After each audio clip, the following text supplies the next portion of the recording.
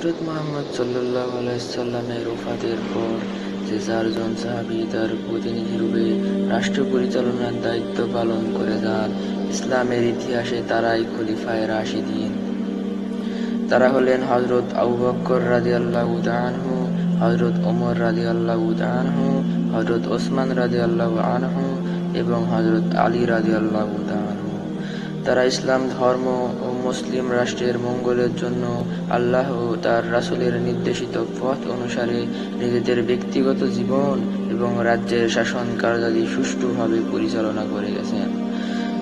এজন্য তাদেরকে খলিফায়ে রাশিদিন বা সত্য ও ন্যায়পথগামী বলা হয়।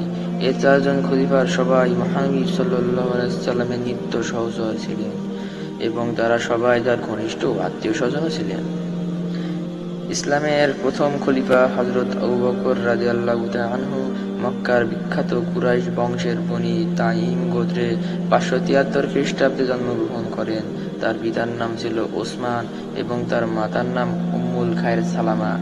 তার আরেক নাম আব্দুল্লাহ।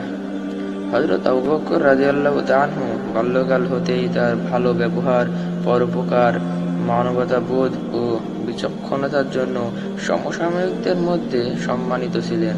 তিনি মুহাম্মদ সাল্লাল্লাহু আলাইহি সাল্লামের শিক্ষিত সাহাবীদের মধ্যে একজন ছিলেন। তিনি কাপড়ের ব্যবসা করে জীবিকা নির্বাহ করতেন। হযরত আবু বকর রাদিয়াল্লাহু তাআলা আনহু পূর্ণবয়স্ক ব্যক্তি হিসেবে 610 খ্রিস্টাব্দে সর্বপ্রথম ইসলাম ধর্ম গ্রহণ করেন। প্রাপ্তবয়স্ক পুরুষদের মধ্যে তিনিই প্রথম ইসলাম ধর্ম গ্রহণকারী। ইসলামের খেদমতে তিনি সমগ্র জীবন দান করেন। মেরাজের কথা সর্বপ্রথম তিনিই বিশ্বাস করেন এবং তাই তাকে মহানবী সাল্লাল্লাহু আলাইহি সাল্লাম সিদ্দিক উপাধিতে ভূষিত করেন। তার আচার ব্যবহার এতই সরল ছিল যে হযরত ওমর, ওসমান, আলী এবং আরো অনেক সাহাবী স্বয়ং মহানবী সাল্লাল্লাহু আলাইহি সাল্লামের পরে তাকে স্থান দিয়েছিলেন। তিনি ছিলেন উদার মনের অধিকারী এবং দরিদ্র ও অভাবগ্রস্তদের প্রতি অত্যন্ত সহানুভূতিশীল। তার মানবতাবোধ, প্রজ্ঞা ও স্থিরতা বিশ্বের ইতিহাসে এক সমুজ্জ্বল অধ্যায় রচনা করেছে।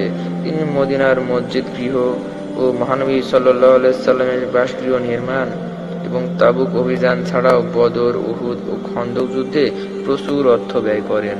হযরত ওমর বলেন, আবু বকরকে ইসলামের খেদমতে ব্যাপারে কেউ অতিক্রম করতে পারেনি। ঐতিহাসিক বর্ণনা মতে 610 খ্রিস্টাব্দে তার 40,000 দিরহাম সম্পদ ছিল এবং 622 খ্রিস্টাব্দে হিজরতের সময় তার 5,000 দিরহাম সম্পদ ছিল। এতেই বোঝায় তিনি ইসলামের জন্য কিভাবে অর্থ দান করতেন। তিনি মহানবী সাল্লাল্লাহু আলাইহি সাল্লামের কঠিনতম মুহূর্তে তাকে ছায়ার মতো অনুসরণ করতেন। হিজরতের মহাসংকটেও মহানবী সাল্লাল্লাহু আলাইহি সাল্লাম আবু বকরকে তার বিশ্বস্ত বন্ধুরূপে গ্রহণ করেছেন।